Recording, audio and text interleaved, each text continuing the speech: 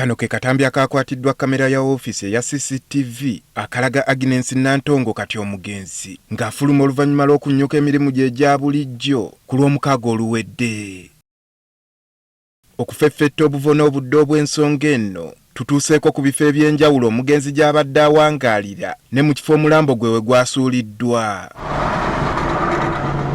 Abakozi ku ssundiro ly'amafuta erya Africa Oil ebweyogerere Agnes gy'abadde akolera nga manager tusanze emirimu gigenda bukwakku.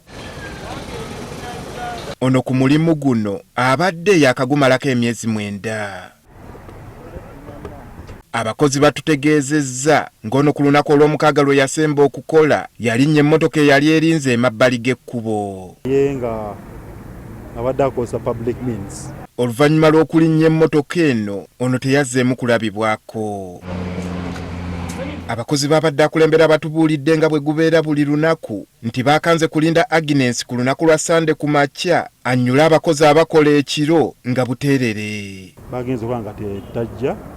According to information gye naafunye endala omu ku bakozi wano tibagezaako kumukubira essimu nga tebamanyi kigenda maaso babadde bali awo ne bafuna amawulire bw'ate wali omuntu gwe batiddewa ku Northern bypass. Ab'enganda n'abakozi bagamba bazzeeko kumanya amawulire ga Nantongo nga zembuyaga ezikaza engoye. Oba baganda be yeyaze n'abalaga ebifaananyi ebiraga nti no manager yatiddwa.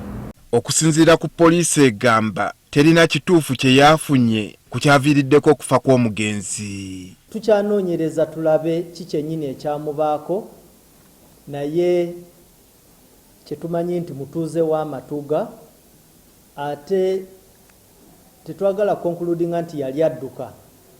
Oluusi oyinza okuba oli awo nga jasi abantu bamusuulawo obusuuzi. Naffe tweyongeddeyo ku luguudo lwa Northern bypass embalwa ewasangiddwa omulambo gwa Agnes Nantongo. Wano ebusukka kkubo waliwo amaka ag'enjawulo era nga Kinnya Mpindi ne poliisi y'omu kitundu kino. Wadde ng'omulambo gubadde gwaggiddwawo dda ekivundu kibadde kikyawulikikawo era nga n'enswera weeziri. Mu maka ga Nantongo ematugga tusanze abakungubazi baakuŋŋaanye dda. Mawulire ago gansanze nva ku kyaki muto wange omulala nankubira nga mbuuza oba Agi namuwulizaako ne mumalamu amaanyi ne mulaga nti sewulira bulungi ne Agi sinnamuwulizaako okuva ku makya buzibu ki.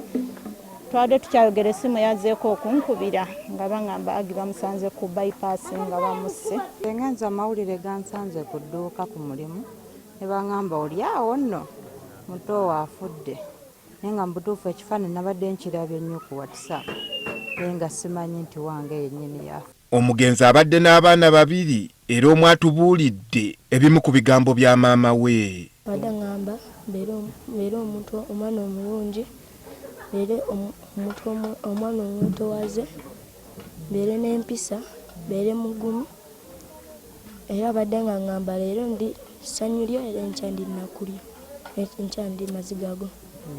Ebyo ebigambo byabadde ateerewo okuŋŋamba. N'ab'enganda n'emikwano nabo baliko bye boogedde ku mugenzi. Liwaloole naye manager yansanga wano naye okwebbanga lino n'okuva lyajjamu tubale tetumulina buzibu nga ne bojja nga tolina ssente omugamba manager nyala mafuta ng'akuwa mafuta n'ogenda okola emirimu gyo ekawungeezi n'okomawo n'omuwa ssente ze mu buntu. This was a friendly person to everyone. It's hard to find her having any complaint or having any grudge with any person. Kwanga tulina abantu bafa abazze bavaawo abadde muzadde era nga abaana bafa abadde abafaako era nga abalabirira. Omulimu ogwo gubadde mupya abadde akamala emyezi nga 8 naye tebadde tatugamako nti waliwo embeera yonna okusika omugwa ku mulimu gwe. Omwogezi wa poliisi Kituma Lusoke agamba abantu ba bulijjo basaanye okubayambako okulwanyisa obutemu obweyongera ku luguudo lwa Northern bypass. Tuwale bweba bypass yonna ejjuddeko abantu abatunda ebimuli mubaawa nga abantu babakuba. Kulwaki mwe temuyina mwoyo gwa ggwanga ne muyamba poliisi at least with information. Waliwo amaka golaba agatunuulidde bypass. Tulabyeko obumu ku butambi bw'okusimu obwa Nantongo nga tannava mu bulamu bwansi nga n'akamu kaali kakuntandikwa y'omwezi guno ogw'omwenda bwe yali ali kabaga k'amazaalibwa ge ag'emyaka 39. Ono waakuziikibwa olunaku olw'enkya ekasengejje mu Wakiso.